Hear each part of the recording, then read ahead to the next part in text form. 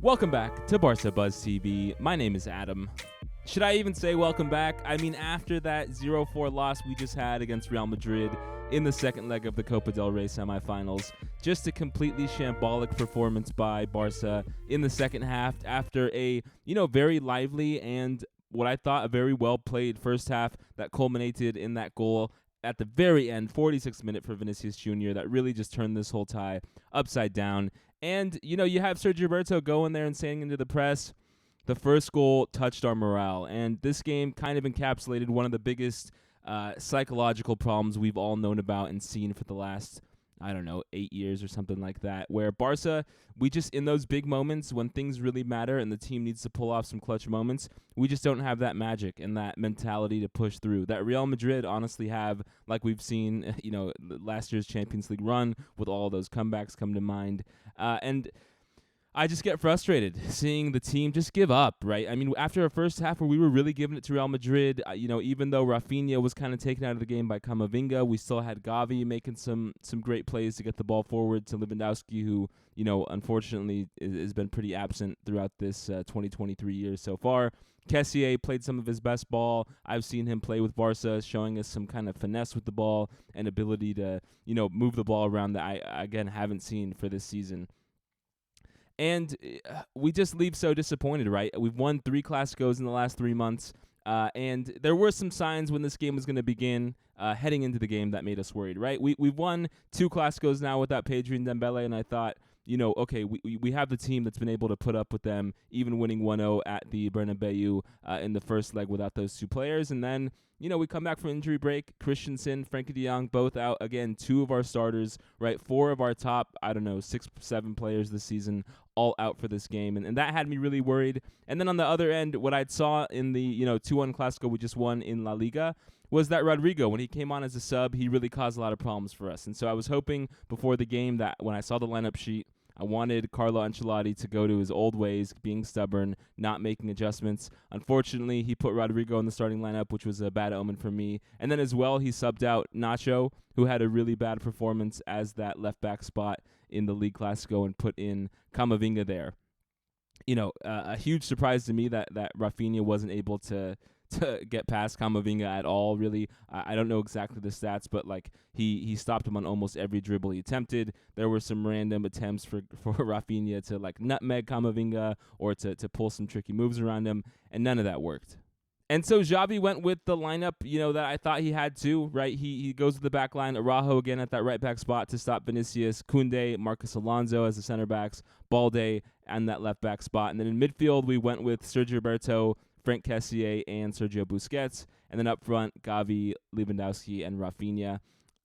Could Xavi have done something different? I mean, it's possible. Gavi in that left wing, kind of inverted left wing spot without Pedri, I've seen hasn't really produced as much as I'd hoped for. So there was some possibility, I guess, Ansu Fati or Ferran Torres could come in. Both of them, of course, having scored against Elche at the weekend, but I expected this lineup to come through because the 4-man midfield has worked for us, and I thought we were going to play a little bit more of a condensed game and not allow Real Madrid to get on the counters. And unfortunately, with Rodrigo, Vinicius, and Benzema running at us on those counterattacks, really just caused us to lose our nerve as that second half ended. There were some questions. Could Marcos Alonso have stopped them on the counter?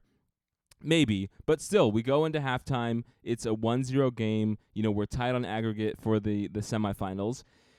And then the second half was really just a mystery to me. I haven't seen the team have such a stark difference between a first half that was honestly one of the best halves they've played all season to a second half where they just were asleep the whole game. And what was very odd to me is that in the first half, they showed a level of calmness, right? When we get the ball, sometimes this Barca team under Xavi this season, when we get the ball and we push forward, sometimes we have an unfortunate reaction to try and move the ball too quick. And we don't pause. We don't look for, where the runners are going, where there's holes in the defense. Sometimes we just go. Gavi, Rafinha up there, pushing the ball, and then, we can lose the ball sometimes. However, in this game, I felt like there was a lot more calm. The players, when they got the ball up front, they were pausing a little bit, trying to make sure that we have the right passes and the right runs to move the ball forward. In the second half, there was really no attempt to keep that same steady, controlled mindset and have the ball and have it for a prolonged period of time to go out Real Madrid. I mean, they score right after halftime with Benzema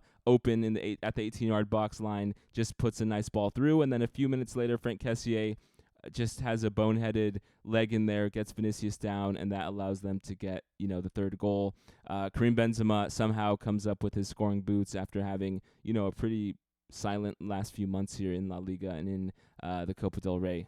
So you can chalk this game up to injuries if you want. I mean, sure, like I said, 4 of our top players were out of this game, 4 players that we really rely on, and had they been in the game, of course, it would have made a huge difference. But there really is just something wrong with the mentality of this team. And, in the past, we had Lionel Messi, Luis Suarez, who would, be able to pull a rabbit out of their hat and win us some games. Unfortunately, none of the players we have now either command, I think, like a calming presence on the field, right? Like I said, you have Sergio Roberto, one of our vice captains, saying, the first goal undid us. It's like, we need people with better mental fortitude on the pitch to try and get the game calm, to try and collect the players, especially when we have so many young players like Gavi and Balde out there. And unfortunately, there's just not that presence. And we just continue to crumble at the first sign of an opponent giving it to us. And I'd hope things would change a little bit, right? I mean, the Clasico win, the 2-1 victory, Roberto and Kessié get goals. Kessié with that late goal that had the Camp Nou rocking.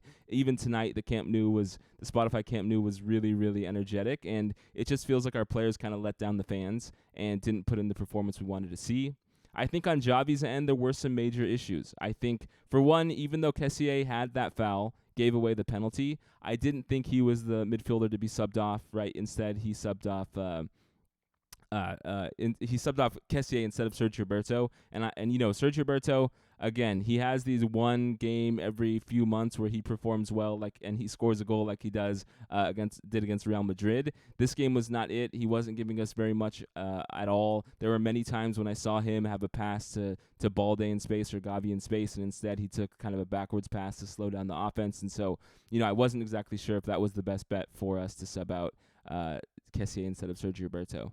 And, I mean, I hate to say this because Rafinha has been huge in the absence of Ousmane Dembele, but it feels like Rafinha has no ability to dribble very well, and he doesn't have the pace that I had expected him to have or, had thought he could show this season. And unfortunately, we just have no ability to hit on the counterattack, right? Like, I can't even think about the last few times where we hit on the counterattack and we had an effective performance against a big team. And, with Real Madrid taking it to us, there was just no outlets for us to move on the break really quick and to get them unsettled. And that's what Ousmane Dembele offers. And I just can't wait to see him come back because, the performance from Rafinha, even though he does squeak in those goals and assists, the numbers look pretty good. And he has had some clutch points he's won for us in La Liga. Just day in, day out, full 90-minute periods, I just don't see Rafinha being the game changer we need. And Lewandowski as well. I mean, there's only so much you can continue to say, okay, he's not getting the service, right? I think in 1 or 2 or 3 games, you can take that as an excuse. Like, hey, we just didn't get the ball to Lewandowski. But when it's over, a 3-4 month period where he continues to not be able to deliver much, when he continues to try and drop back and kind of kill some of our attacks when we're, trying to do some build-up play through the middle, it's just not been good enough so far this season.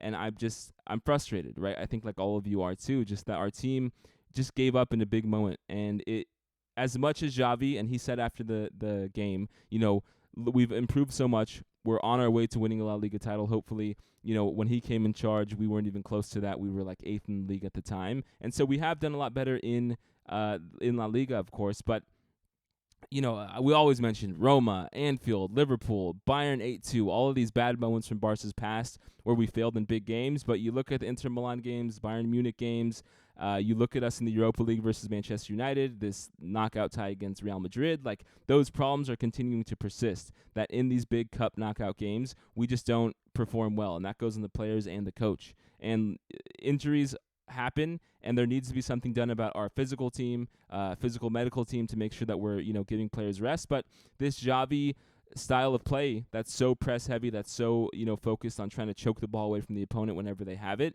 it really requires a lot of strain on the muscles, and we just don't have the bench deep enough to constantly play that style, and we've seen it kind of catch up to us in a season where there was a World Cup in the middle. I mean, it's crazy, but this is the heaviest home defeat Barca have suffered since 1997 when we lost to Dynamo Kiev 4-0. And 26 years later against Real Madrid, it's going to stay in our memory for a long time. I know there's a lot of jokes to be made about how, we're the ones who give these bashings to Real Madrid, and now we know how it feels, and they've experienced, 5, 6, 7 times this amount in the last decade alone. But it doesn't really absolve us of the issue, and it doesn't absolve the players of just putting out such an awful performance in the second half. I wouldn't mind so much if we gave it a go and we really tried to defeat them, but when we're down 1-0, and I understand a goal at the end of the first half is deflating, but for us to just come out and really just roll over for Real Madrid at the Spotify Camp Nou, it's pretty embarrassing, to be honest, and it gets frustrating just doing these videos all the time after these big defeats and these games where, we're just hoping Barca can eke out a win and hopefully compete for another trophy, and the Copa del Rey is no longer in our grasp. But, this game kind of was coming, you might say, right? We've been running on fumes for a while now. We've had, there's only so long you can continue to win when you have Pedri and Dembele out, and these two other injuries to Christensen and Frankie really just threw us over the top. And, we've been squeaking out the 2-1 victory, the 1-0 victories that we've all seen throughout this 2023 part of the season so far. And, it kind of finally caught up to us in a big game. Going to be really frustrating to continue to see Busquets and Sergio Roberto start huge games for us, right? Sure, if they're going to stay on another year or two, they can, be rotational players come in at some times. But if we're going to really compete for the Champions League, and that's my main lens through which I view this last end of the season for Xavi, the summer, and then next season, is that I want to see us compete in Europe. I think that's what we all want to see. Before the season, I was hoping quarterfinals or semifinals of the Champions League. Of course, we fell short. But if we're going to really compete, we need to add depth to the midfield that doesn't have Busquets and Sergio Roberto being starters in these big games. And I think that will go a long way just to making sure that, we have useful subs, right? Part of the whole four-man midfield tonight that Xavi put on is that there just were no midfielders to sub in, right? Like when Sergio Roberto is not having his best match, when Sergio Busquets is running around and tired in the 70th minute, there were no midfielders at all to put on the pitch, besides Pablo Torre, who, again, we haven't nurtured and fostered his growth throughout the season, so we're not going to put him in this game. And so it's just, we're left in an injured state, and I understand that, but it just wasn't good enough. It must be said, right, that there was a handball in, the 4th minute. I believe it was Militao.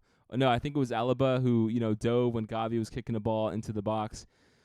Pretty sure it was a handball, and we're just in such a precarious position where we can't really talk about the refs because, Negreira and everyone seems to be out against us, and Tebas is out there making a fool of himself, disparaging Barca in the press. And so, I hate to say that the ref wasn't fair tonight, but I didn't really think he was. He was giving cards to Vinicius and Gavi when it was really Vinicius who'd come behind and pushed Gavi and caused a ruckus, and it was just overall a poorly reffed game for sure. So, I wish Xavi would have stick to the formula we had in the first leg, which was to play, Simeone ball, as a lot of people said, but to play a game where, we weren't going to allow them to attack us on the counter. And especially when we have Marcos Alonso in the game, it wasn't going to work out well. And there were times in that first half, especially when we had 6 men, up in the box area to try and score a goal. And then, we got snake bit by it. And then the game kind of went from there, and our mentality just dropped. And so, another loss, another saddening defeat for Barca, but on the plus side, our team's growing, and there are some good signs in the summer that we're going to pick up some players who will hopefully add the reinforcements we need. So let me know in the comments what you guys thought about the game. Let's go Barca, forever and always, right? Thank you.